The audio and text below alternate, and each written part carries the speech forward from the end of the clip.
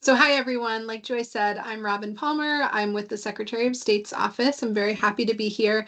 I'm in a new role that was created about a year and a half ago. And so the role is new to our office and new to me. And with my outreach and engagement work, we're just trying to connect with more folks across the state. And so we're really grateful to Joy for bringing you all together today. This is a great audience for us. And I will quickly introduce some other folks from my office here. I'll start with Sean. Do you want to just do a quick introduction? Sure, absolutely. Sean Sheehan, I'm the elections director here. We have a small but mighty team of 6 folks in our elections and campaign finance division. Obviously, work closely um, with Robin and with the rest of the Secretary of State's team. So good segue there to our Secretary of State, Sarah. Thanks, Sean, and thanks, Robin. Thank you, Joy, for being a part of this. And thank you to all of you. Time and time again, I'm reminded of how important libraries and librarians are to the sort of social and civic fabric of our towns, and the critical role that you play in helping people connect with information and resources so that they can do any manner of things. And so, this conversation that we're having here is really going to be focused on civic engagement and voter outreach and the role that we hope you all can play in helping us engage people in civic life. But just wanted to say how much I appreciate the work that you all do in helping Vermonters stay connected across their life span and across all of the things that they need to do in their daily life. So thank you so much for being here. Thank you in advance for your engagement and help in this, because I feel like with you on our side and sort of on our team, we will be able to amplify the civic engagement that we're doing. And so I'll throw it back to Robin, and we'll get ready to dive right in. Great. Okay, I am going to do a screen share. Is everyone seeing the appropriate screen? Thanks, Sean. Okay, great. So can quickly go over the agenda. So you have had your welcome from our wonderful Secretary of State, and we're going to be talking about National Voter Registration Day. I'm going to just go over a couple quick voter registration 101 tips. There's a lot of intricate questions, and I'm happy to chat with those. If we have time for questions at the end or any time outside of this webinar, I'm happy to chat with you about some of the nuance there, but I just want to give a couple quick overview pieces. Joy's going to talk about some library specific resources, and then I'll give a quick introduction to some of our resources, especially highlighting our upcoming voter guide. And then if we have time, I'm going to give you a sneak peek about another one of my projects, which is the Civic Health Index. So to get started, part of why we wanted to have this webinar when we did is because on September 17th, it's National Voter Registration Day. And, that's obviously a great day to be raising awareness about this. I know sometimes there's so many of those different days happening at any given time that it can be a bit overwhelming to know which ones to choose. But as an office, we are really leaning into the National Voter Registration Day and trying to use it to get out the message as much as we can. This could be a great day to host a voter registration drive at your library if that's something you're up to. You can also post on your social media. The National Voter Registration Day website has a huge social media toolkit. They're very funny and lighthearted. They have a lot of memes and jokes with their voter registration day. So you'll have to find the one that is the right flavor for your audience, but there's lots of resources there. You can also order a community partner packet, and they'll send you posters and stickers and things like that, so that you can have some things hung up around the library or have some stickers to give away to folks. I'll talk a little bit more about resources from our office later, but just know there's also some Vermont specific resources that we can share as well that are in that vein. And if you do decide to do any programming for voter registration day, we would encourage you to tag us on social media. Our Instagram handle is here. We're also on Facebook, and we'd love to share all of what's going on across the state that day for the day. So September 17th, mark your calendars. And then I just wanted to go over a few things quickly about voter registration. The first thing I want to highlight is that our office has a link that you can use for voter registration drives. Because it's a drive and not an individual registering online at their at their own home on their own time, we can give you a link that will remove the need to upload photo ID when you are registering online. And so that will really help streamline the process, especially if you've got a line.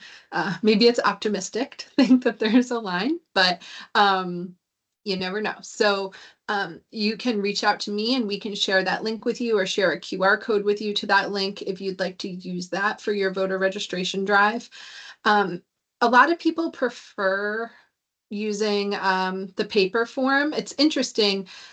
We did a lot of outreach this summer. We've had close to 50 events all across the state. We've been at farmers markets and music festivals and all sorts of places this summer. And we had iPads that for people that wanted to register online, or a QR code if they wanted to use their own phone. And almost everyone asked for the paper form. So I don't know if that's just like I don't know what the psychology is behind that, but at the drives, it seemed to be that the paper form was preferred.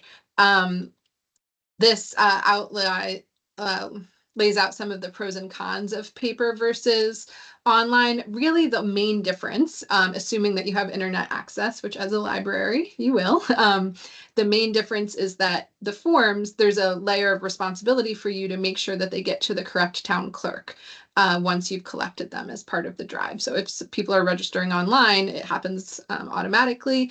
If you're doing it in person, you will take ownership of the forms and are committing to get them to the town clerk's office. We have a list of town clerk contacts on our website. So if you need to mail one because someone that's not from your immediate town registers at your drive, then that's another thing we can do, is help you make sure they get to the right place. But that's the main difference. So we always just say, if you have collected the voter registration forms in person, it's great to give the town clerk a heads up that you're having a drive. You can say, give them a heads up ahead of time and let them know it will be happening and that they can expect some forms to come in from you. And also put a note if you send some in the mail to say like, hey, we got these at a drive, because that way if there's questions or something, they'll understand, why they're getting this stack of forms in the mail. And as you might imagine, this is a really busy time for clerks. So it's just good to be communicating with them, and that, they're a great resource and partner through all of this. So good to let them know. Another thing that I just want to make sure everyone's aware of is the November election is going to be universal vote by mail. So everyone who's registered will receive their ballot in the mail 45 days before the election. Because of that, most ballots are going to start to get printed and sent shortly. And so on the 17th, if you've registered someone online, they won't necessarily receive their ballot in the mail automatically. They may have to go online and request that they receive it, or they can always go and vote in person on the day. But that's just an extra element of messaging this time of year to let people know that, hey, you might be hearing a lot of messaging around universal vote by mail and everyone's ballot's going to arrive in their mailbox. But if you are registering at this point in the calendar year, once the clerks have printed the addresses and everything's finalized, then there is that one additional step of either requesting online or just making sure that you show up at the polls on registration day. I think that's all I'll say about that right now. But like I said, if we have time for questions at the end, or you're always free to reach out to me if you have any additional questions. I will turn it over to Joy now. to talk a little bit about some library-specific resources. Great. Thank you, Robin. I've already learned a lot, so thank you for that. So I am going to share my screen. Just a second here. Are you seeing that? Yep. Yes. Okay. All right. So why libraries? And I think if you're here, you probably already have interest in this and don't have to be persuaded of this. But I do think sometimes people are a little concerned, or they think that, like, does this really have to do with us as libraries? You know, what is our role in this? And I just want to encourage people to think about it. Really complements the mission of the libraries. It complements other programming that you're probably already doing. You know, if you're doing book discussions, you can do civic engagement book discussion. If you're holding community conversations, this is ripe for that sort of thing. But it also is the mission of libraries to share factual, correct information. So that's super important this time of year. And we are trusted institutions. Like people know that libraries do that. And so it really fits with that, and it also fits with just centering the library as a community engaged center for civic engagement. And people might begin to see the library in even more that way if you do this kind of programming.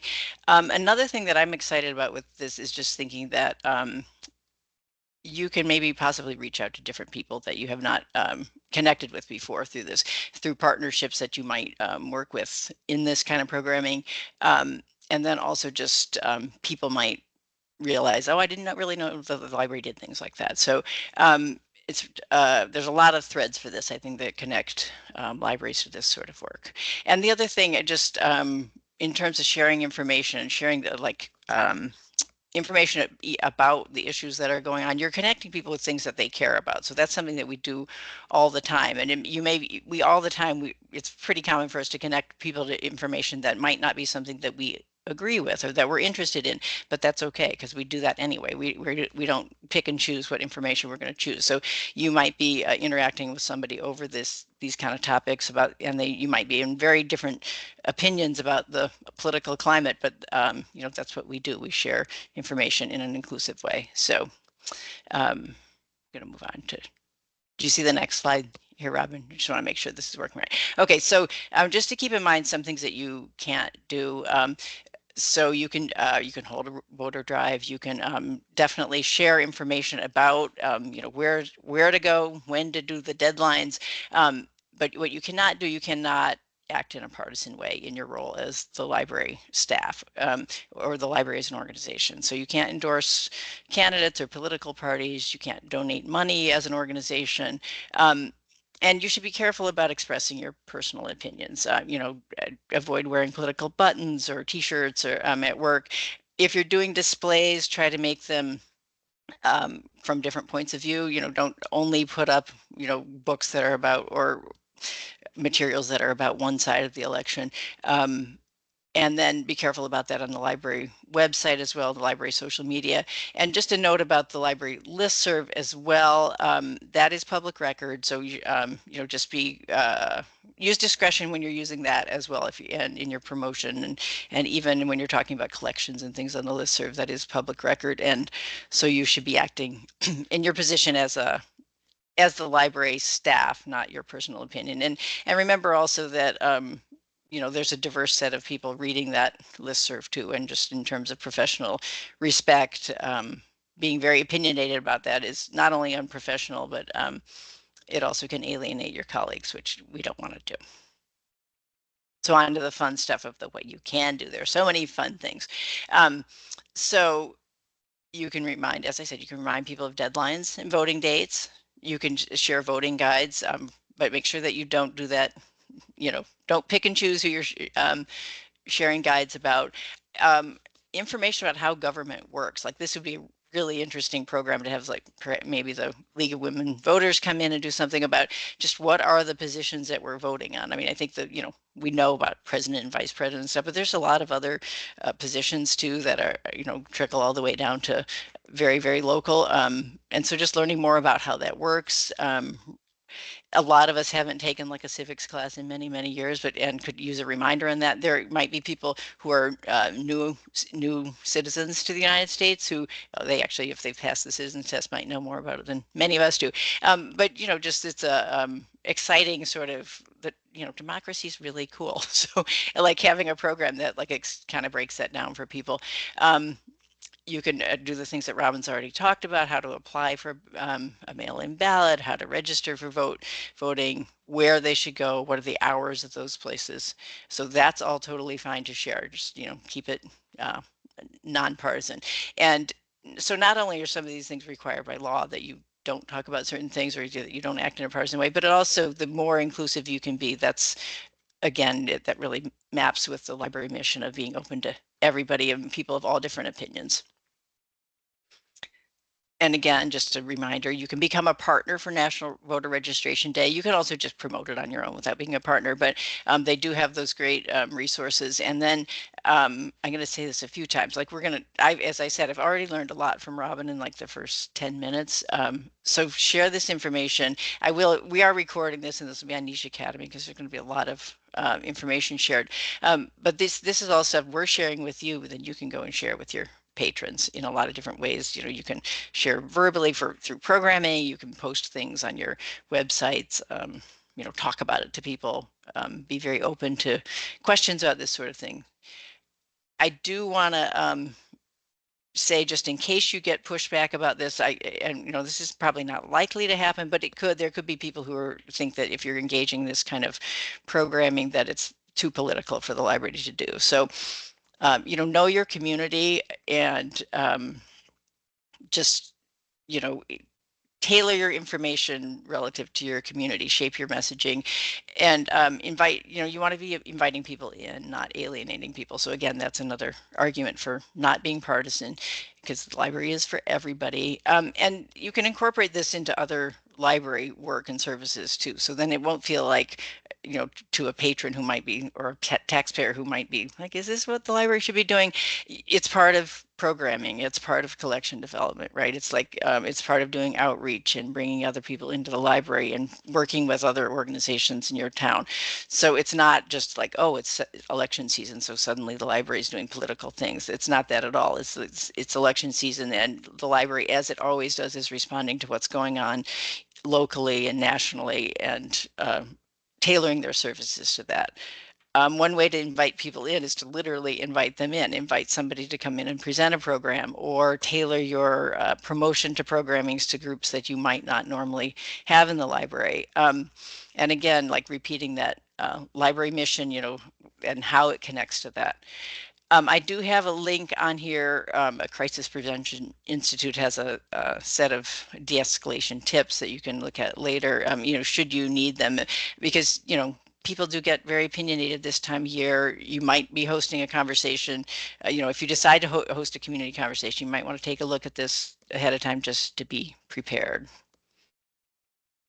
And then, as a former library director who supervised staff, I'm just going to throw this in to make sure that your staff has time to go vote, because this is all about encouraging people to be engaged. And sometimes there are barriers that, things like just, I was working all day. We hear that a lot about town meeting day. Like, I couldn't go to town meeting, and it happened because I couldn't get out of work. So be sure to, walk the walk here and support your staff having time to go work. So the American Library Association has a ton of resources about this. And so these are links that you can go and look at later, so I won't spend too much on them, but they have a lot of collaborative resources, ideas about partnerships, how to host a candidate forum.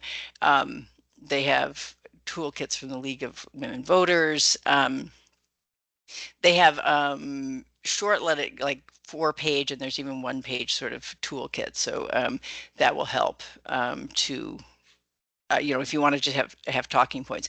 I've also put links on here too. There's a webinar of a recording that happened earlier this month about getting our communities reader voter ready. Reader voter ready is the ALA slogan for this kind of work. So that they did record that had lots of ideas. There's also the Association of Library Services to Children has a really cool blog post about getting people registered to vote at story time. So like, parents and caretakers. I think that's a really kind of sweet and inspiring way, like, because there's a lot of great picture books about voting and democracy, which, so you could do a story time theme and then also have voter registration ready. The ALA's Social Responsibilities Roundtable has a webinar coming up September 12th about combating voter suppression and what libraries can do. So they do great work. So I'm sure that's going to be amazing. So mark your calendars for that. I did also send that out in the CE update yesterday, so you can get the link there. ALA also invites people to share what they're doing, sharing photos, videos, stories about this kind of work on that site. So if you're doing that, doing this kind of work, it's fun to get the word out. Just want to share a few things, other resources besides ALA. Web Junction also, I hope you're all familiar with Web Junction. It's a library training organization, and they have a lot of resources on this. They also have a recording from, I think, about a year ago, about this same topic, which might have slightly different things. They're both really good. I've seen both of those. And then there are a couple other webinars coming up. Library 2.0 is having this a webinar on if your library is a polling place. So this may or may not be relevant to anybody on this call, but if it is, just security issues. It's by Steve Albrecht, who is sort of, we just hosted him in May. If somebody's talking about library security and webinars, often Steve Albrecht. I will say also Library 2.0 things are not usually free, so that's quite generous. That's, I think, an indication of how important that topic is, that they're choosing to offer that for free. And then the Brooklyn Public Library has actually later today at 2 p.m., a webinar about voter registration story times, but they will record that. So maybe 2 webinars in one day on this topic. Won't fit into your other work schedule, but that will be recorded. So take a look at that. Some other things, I mentioned already, the League of Women Voters. This is a link to the Vermont League of Women Voters. A lot of libraries have paired with local League of Women leagues to host programming, informational programming. They have so much knowledge, and so if you have local people that are a part of that, they might be able to come in and do a program. Again, like that sort of explaining democracy would be a great one for them to do. Democracy is a Parenting Issue is a really cool site that just kind of frames democracy in terms of like, why is this important to you if you're somebody who's raising kids? And, there's a lot of different reasons that, why you think about this. I think many of us who have kids like kind of like had a wake up call of like, and thought about it even more than we might have been pre-parenting. So they have a lot of good resources there. Civics for Adults is a really cool site that, talks about just, how does democracy work? And then factcheck.org. There's a tremendous amount of misinformation out in the world these days, and especially, during election time. So that's a good site to be aware of. One of the things that I think is a really exciting possible pairing for libraries is the new voters, the first-time voters. It's so exciting. And imagine if you're turning 18 just in time to vote for a presidential election. My birthday's in December, and I turned 18 like a month after a presidential election, and it was very frustrating for me. And I have a great memory of one of my sons coming home from high school, and the League of Women Voters had been at the high school. He didn't realize that he could register when he was 17 because he would be 18 by the time the election happened. They registered him to vote. I thought, like, I didn't know that he could do that either. So, like, how great that they were there. They were on site at the high school getting people that, wouldn't have thought to look them up and, figure out if they could do this. So think about what you could do along those lines. And those are some sites here that are particularly, I think, have a lot of youth appeal. So if you're doing something with those new voters, check out those sites. I've already mentioned the League of Women Voters a million times because I love them. So that would be a great partnership. Other libraries, of course, and again, this fits in with what you already do. You probably already are doing, many of you, programming with a neighboring library. Your friends group might be able to get involved. The Rotary Club, other municipal organizations, and again, the high school. And then if there's a way that you can reach out to like new citizens or citizens whose first language might not be English, Robin has and the site has the information in a lot of different languages, but those people might not know that. The library would be a good promoter of that. And this is another way to get other people to see the library in a different way, ways that you can meet those needs of people in your community that might not yet be coming in to use your library. But if you can find those organizations that know where that population is in your community, you can really work together with them and might be able to reach those people. So hopefully at the end we'll have some time for to talk about programming ideas. I'm just going to throw a few out here, and you could host debate parties at your libraries. As I said already, there's some great picture books about democracy and voting. You could host a story walk. Library sign up month is the same month as National Voter Registration Day, so you could pair something like, sign up for a library card and register to vote. Lots of programming ideas there. There are some libraries that have recorded patrons or local community members explaining why they vote, just a brief short video about that, and then posting on their social media and their website. You could host a postcard writing event. There's a few, or probably a bunch of organizations really that do these post writing campaigns. Some of them are specifically about, for one party or another. You wouldn't want to do that at your library unless you had the other side come in as well. But you could just host something like that, and in a nonpartisan way. Election history trivia night, I think, would be really cool for the real history buffs out there and the political junkies. Because a lot of libraries already do trivia. So if you could, get somebody to help you write up a trivia game based on that, would be awesome. And then civic engagement series, it could be about a lot of different things. You could kick it off, during the election season, but keep it going throughout the year, because it's not just about elections. Again, like book discussions, there's so many things that you could do, and a lot of opportunities to bring guests in your library to present. And again, this is one of those things that it's an important work for libraries to do, and the benefit would be that you could also bring more people into the library, and different people. And then also, like Robin mentioned, that they went to the farmers market. Doing an off-site program around this kind of programming, it seems like an intuitive thing to do, to me anyway. Some things you could do in your library: you could have a dedicated laptop for registering to vote, well publicized near the front. You could post information about dates, how to get to polls. That could be on your website. That could be printed out, the materials that you can get from the Secretary of State's office. You can bookmark voter registration site on your public computers. Promote these voter guides that are in multiple languages, because again, we need to reach out to as many people as possible. You could share things on your website and social media. Book displays, which I have a couple ideas about that.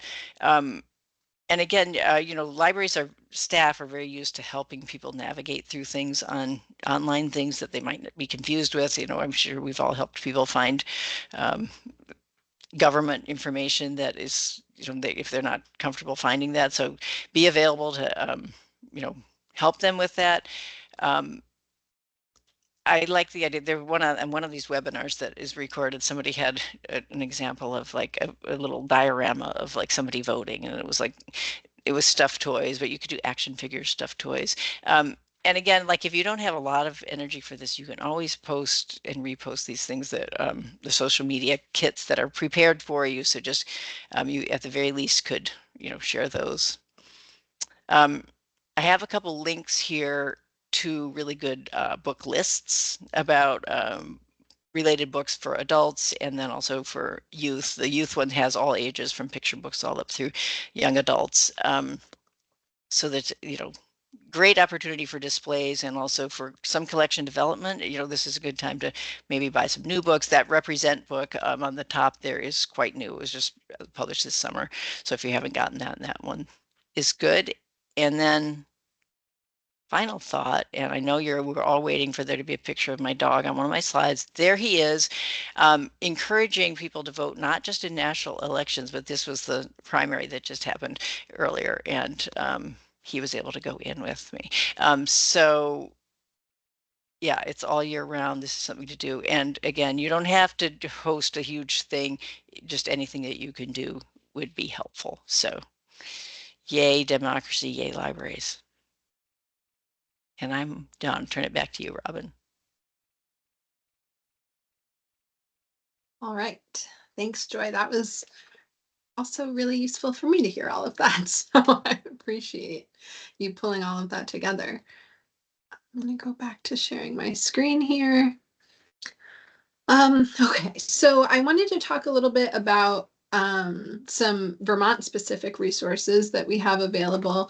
And the first thing I want to do is talk about the My Voter page. So if this is not something that you're already aware of, it's something that we're really hoping to get the word out to as many people as possible.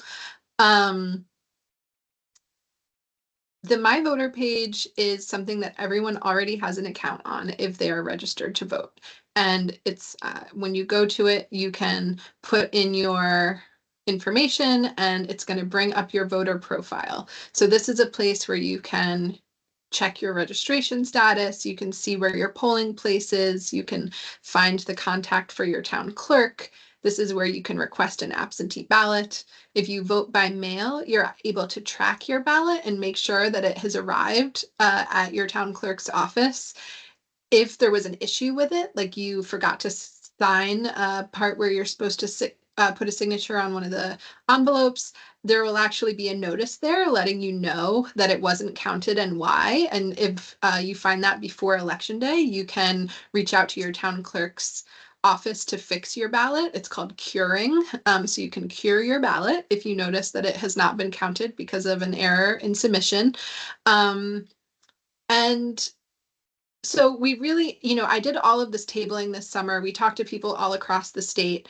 The truth is, Vermont does pretty well with voter registration. A lot of people are already registered. You can register automatically when you get your driver's license. I would say the things that came up the most were people that either had just moved and had needed a good reminder to update their address, or people that hadn't heard about the My Voter page, and we were really able to promote that as a resource.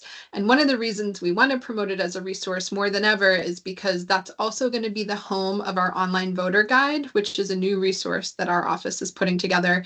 That has its own slide, so I'm going to circle back around to that.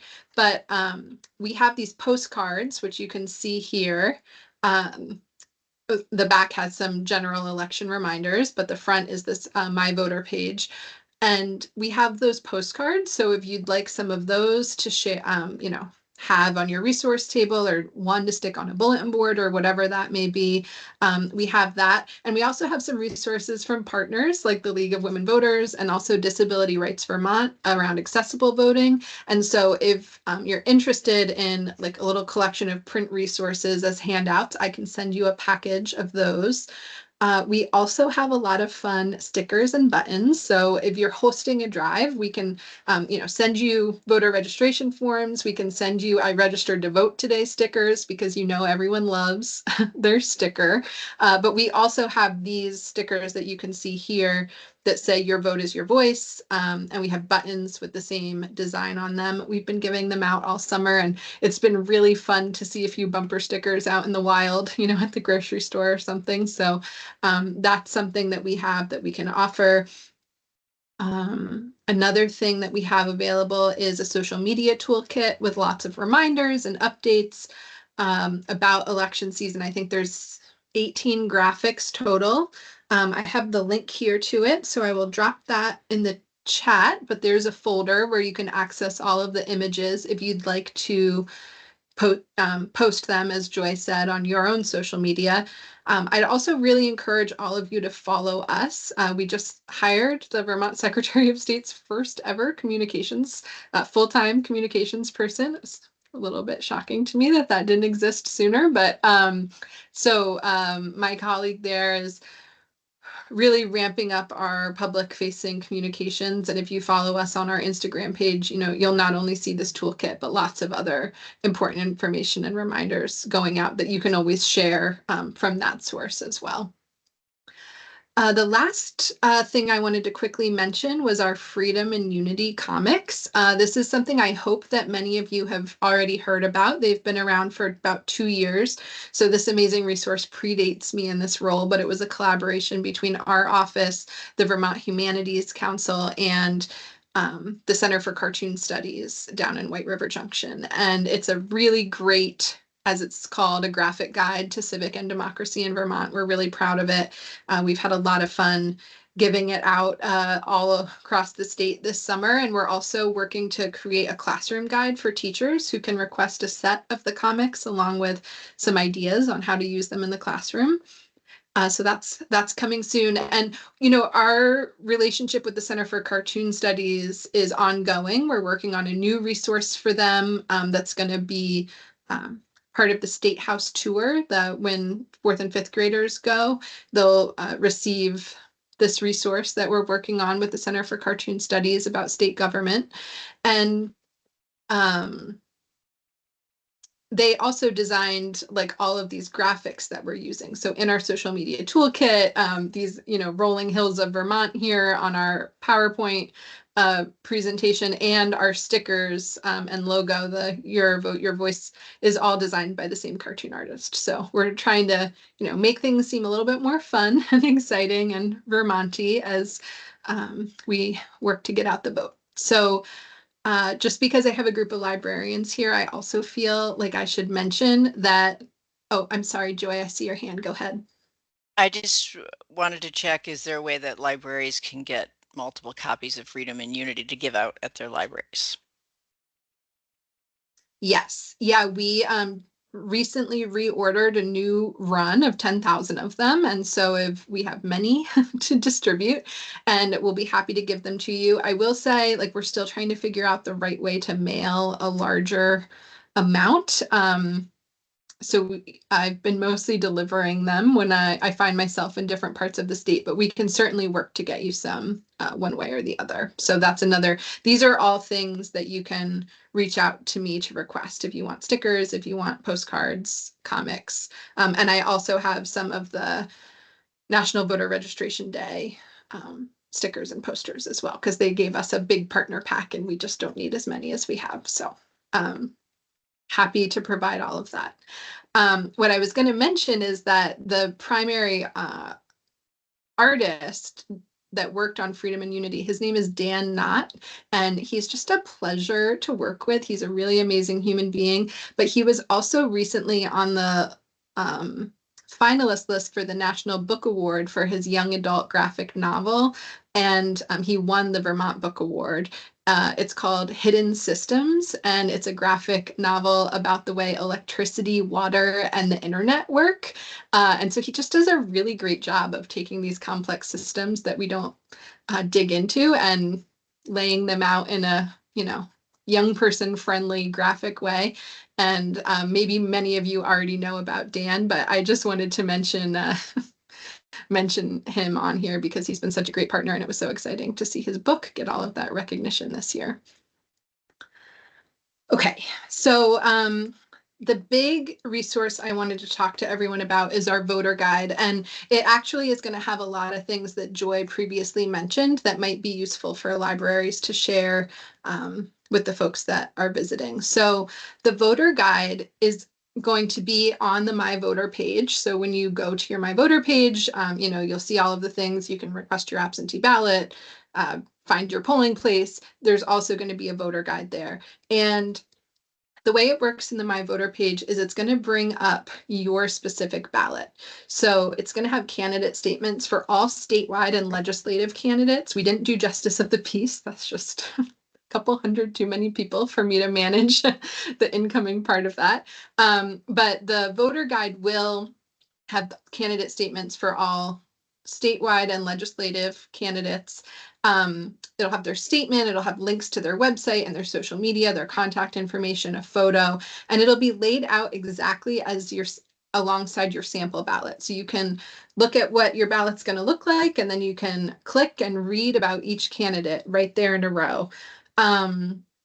It is also going to be available as a full guide that's searchable on our website. So if you want to look at candidates that are not on your personal ballot, or especially for you all, if you want to help someone that comes to your library look at candidates that aren't on your specific My Voter page ballot, you can use the searchable full version online.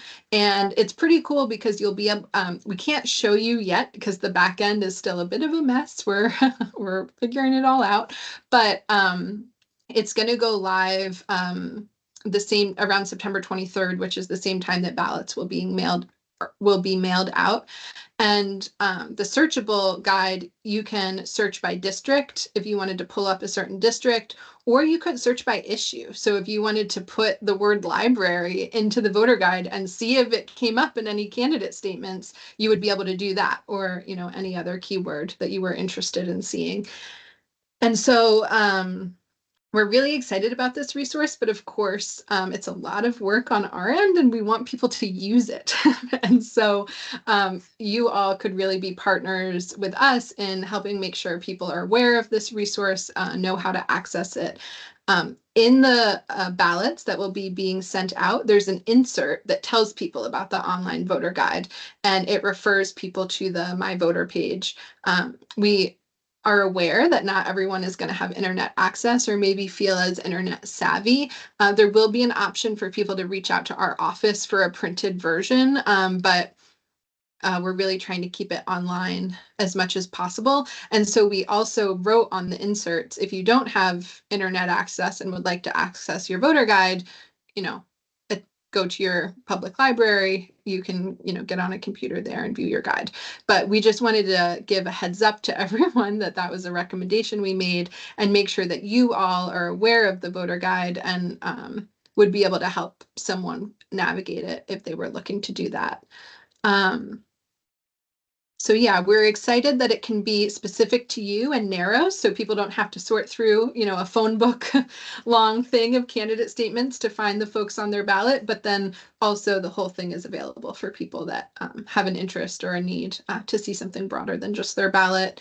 The other thing that's in there is position descriptions for all of the elected officials on the ballot, and that actually includes high bailiff and justice of the peace, although we won't have candidate statements from them. So like Joy was saying, a lot of people might be like, how do I vote for a high bailiff when I don't know what a high bailiff does?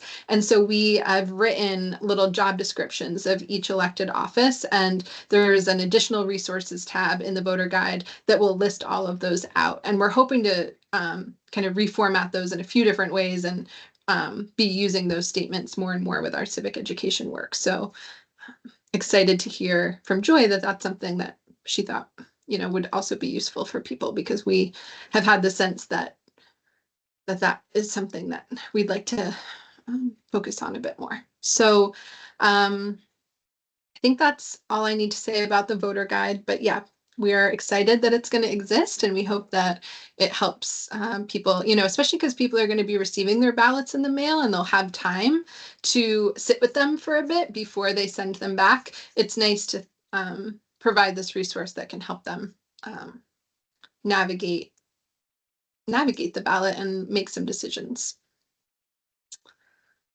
Okay, so the last thing I wanted to do, and then we'll hopefully, I see a question from Paige. I'm sorry if this is an ignorant question, but we've said twice now that everyone is going to receive their ballots in the mail. But when I look at my voter page, it asks me specifically to request one if I want one. So is that just sort of like a holdover from before when you had to request? And does every voter get one, or do we need to put in? I'm sorry, go ahead, please. That the request is there right now, I think still from the like it's just built in as the system. And sometimes people request that their absentee ballot be sent to an alternate address if they're not going to be at their home address. So you could still use it for that if you needed to, but the ballots will all be mailed automatically. So if you went in and filled that out, you would get it one way or the other. Okay, thank you. What is the time frame for that information to come out? For the ballots are mailed 45 days before Election Day. 45 days. Thank you. So I just really quickly, while I had an audience of librarians here, wanted to mention another project of ours that we're working on, which is Vermont's first Civic Health Index. There's an organization called the National Conference on Citizenship that does these statewide index reports that looks at civic health broadly. And so, voter engagement is one piece of that, but there's lots of different elements of civic health. You can see them here on this slide, whether it's cultural access or volunteering or like the community and society, some of the questions in there on the survey are like, how often do you talk about current issues with your neighbors, or like when's the last time you did a favor for a neighbor or something like that. Government trust and access, media trust and access. And so this has been a big project that I've been working on for the last year or so, along with the Center for Rural Studies at UVM, who's been our research partner, and a slew of community partners out in the world. Pretty much most, I feel like most statewide nonprofits have met with me about this at some point or another. And the final report is going to be released in December of 2024. And our hope is that with support from Vermont Humanities, that we are going to create a small traveling exhibit with community conversation questions that could go to community organizations and libraries across the state throughout the winter. And so we're really hoping to get that all figured out. As you can imagine, the timeline of getting this published at the end of December while we're in the midst of election season was maybe something a crazy person decided, or maybe just me in the first year of this role and not fully understanding it. But we are committed to having it released before the end of the year, so that we can start off in January with some community conversation around this. So that's all I'll say about that for now. I want to make sure we save some time for folks to share ideas of what they've been doing, but I did just want to mention it and let you know that there'd be more coming on that soon. And it really goes to Joy's point that, like, for us, after election season is over, like, civic engagement is important all the time, not just the 2 months before a big election. So thanks for reiterating that point, Joy. We definitely agree with you. I think that is all I've got. I'll just put this here with my contact information, and I can also put my email address in the chat. And I see a question, and yes, you'll be able to access the full voter guide without logging into your My Voter page. So Myrna, you had your hand up as well. Was that your question, or do you have another question as well? Yeah, I had that one, and I also was typing in. Can you explain a little bit about what postcard writing events is? I am out of the loop, I guess, about that one.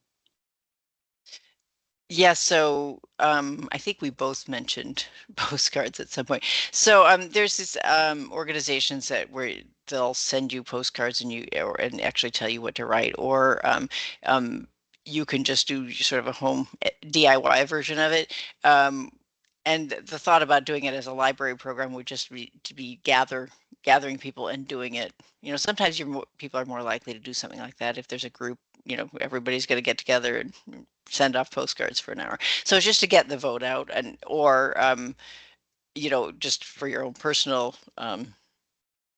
use. There are ones that are specifically about, you know, specific candidates, or like in swing states, and trying to get information out about that. I don't think it'd be a great idea to host that at a library, just because it is, you know, so partisan. But the idea of inviting people to come and just I mean, I guess you could do something like, we're just going to get together here and we're not going to ask you who you're sending the postcards to. But the idea of just, you know, getting them together so they're more likely to do it, I think, in a group. And then there could be maybe some informational introduction to the program, some snacks, you know, that kind of thing. It seems like kind of an easy lift for a program related to this sort of stuff. Robin Page has a question about the print resources.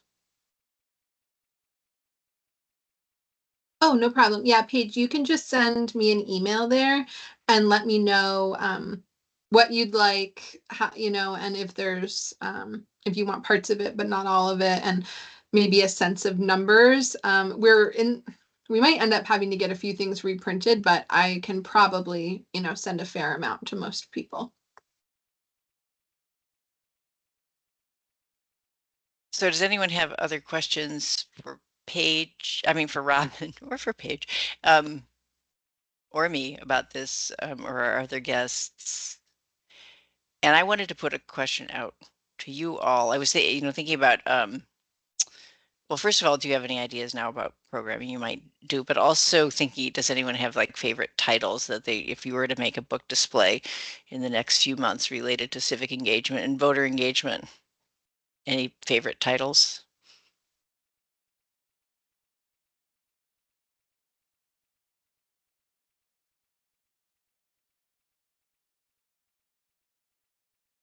At this point, you can feel free to unmic and,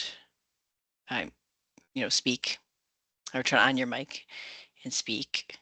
You can even turn on your camera if you'd like to. So Aaron asked where to follow the organization. I think it's in Robin's slides, but Robin, could you drop that in the chat as well? Yep, I will put it Thanks. in the chat. I know I'm going to go do that later today. Yeah, Paige. Just in terms of programming that we're offering that is related but not necessarily related, we are doing a program through Vermont Humanities that is about understanding media literacy and being able to determine appropriate sources, valid sources. So when you're listening to the news, where does it lie on, the political spectrum, and how can you verify that the information that's being provided is factual rather than, let's say, emotional? That sounds great. Yeah, terrific example. Thanks. Anybody else have programming I'm ideas, also just questions? Yeah, go ahead, Robin. Sorry, I'm going to drop in the chat.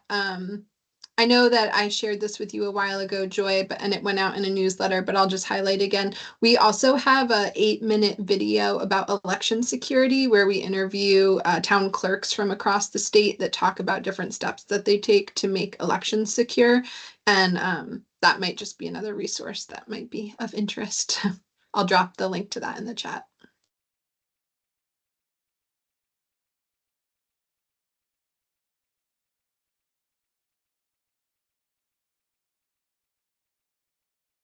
Any other comments, suggestions, ideas sparked by this discussion? Okay, so it sounds like maybe not right now, but I just want to thank everyone again for coming, and especially to our guests. And this is just a terrific partnership. I hope we could do more things together with your office, because it's, again, I think that libraries and civic engagement and democracy are just very closely tied together. So thank you all for being here. And again, I know there was a lot of information. I will gather things from the chat if there are things, yeah, there are some links that, and I'll compile them. And this will all be on Niche Academy, the recording, Robin's slides, my slides, and I'll put a the compilation of the links in the chat too. So thank you again, and I look forward to more work with all of you. Thanks so much, Joy. This is really great. Thank you.